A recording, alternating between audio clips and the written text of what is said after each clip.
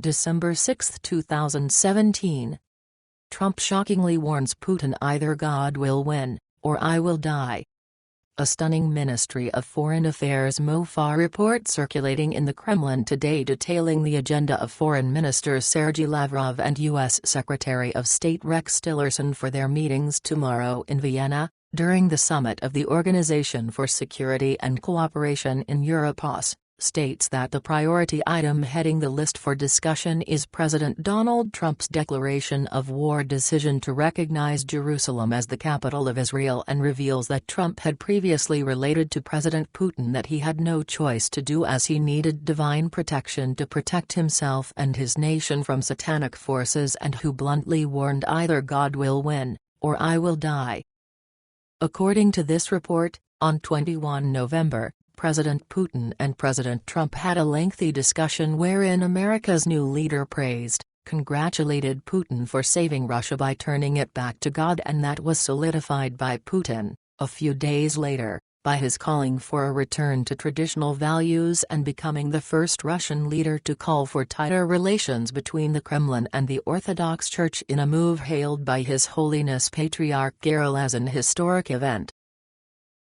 President Trump, also, this report continues, informed President Putin that he was going to recognize Jerusalem as the capital of Israel, with his explaining that he was doing so because of an Old Testament Torah biblical verse that says, "And I will bless them that bless thee, and curse him that curseth thee, and in thee shall all families of the earth be blessed," which Trump said he needed the divine protection of as his deep state satanic aligned enemies were seeking to destroy him, and his grimly telling Putin either God will win, or I will die. President Trump's fears that he faces death for his turning America back to God, this report says, are not being exaggerated, and as best exampled, just days ago, by the deep state-aligned mainstream propaganda news network MSNBC, openly fantasizing about Trump being hanged with a noose around his neck, and his entire family, also, being sent to prison for the rest of their lives.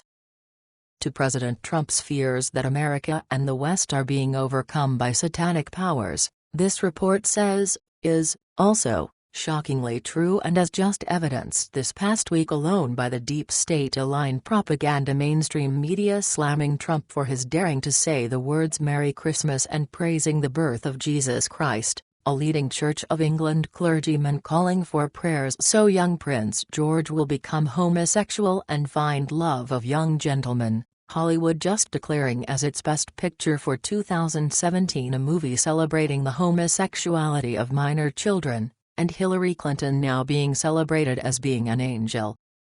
With the billionaire tech giants in America now being revealed to be performing satanic sexual rituals to get in touch with their souls, this report continues, the most disturbing evidence showing how much the U.S. has come under the sway of Satan was demonstrated this past week, and was when former President Barack Obama, as one of the deep state leaders seeking to destroy President Trump, flew to Paris to meet with the Les Napoleons organization, which is a peculiarly named French communications network comprised of globalist elites seeking the destruction of America and all Western Christian values.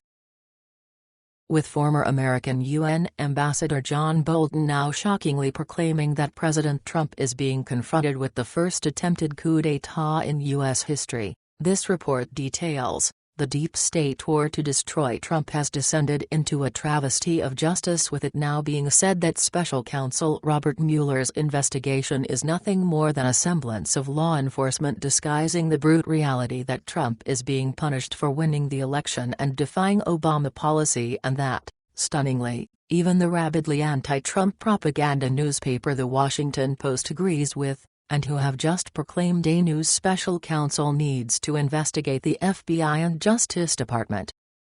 Now,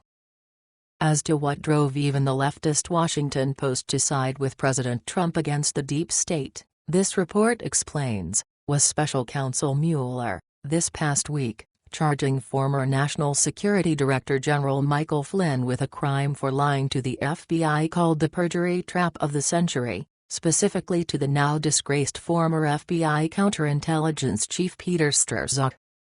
The grave crime committed by Special Counsel Mueller in his filing charges against General Flynn, this report explains, was his failing to inform Flynn that his accuser, Strzok, had been removed from the case for violating both U.S. law and FBI procedures, which is a gross Giglio violation that could very well result in the disbarment of Mueller and had been established as U.S. constitutional law, in 1972, by the U.S. Supreme Court, who in their Giglio v. United States decision declared that actions such as Mueller's, in his not informing Flynn about what Strzok had done, meant that no charges against an accused could stand.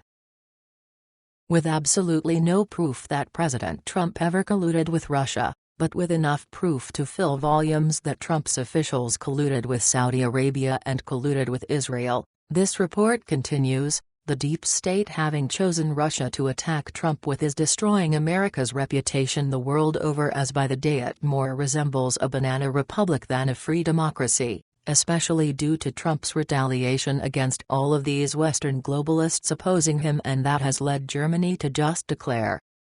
The global dominance of the United States is slowly becoming history. The withdrawal of the United States under Donald Trump from its reliable role as a guarantor of Western-led multilateralism accelerates a change of the world order with immediate consequences for German and European interests. Germany can no longer simply react to U.S. policy but must establish its own position even after Trump leaves the White House. Relations with the U.S. will never be the same.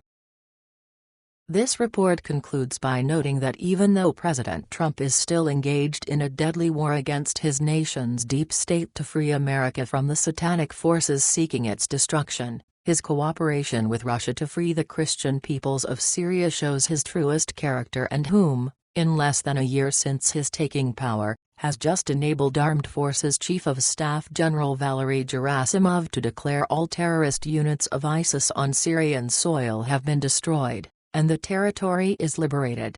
And whom President Putin, also, intends to keep fully supporting, and is why, just hours ago, he announced his plan to run for office again, with the hope being that both he and Trump can, indeed, make the world great again.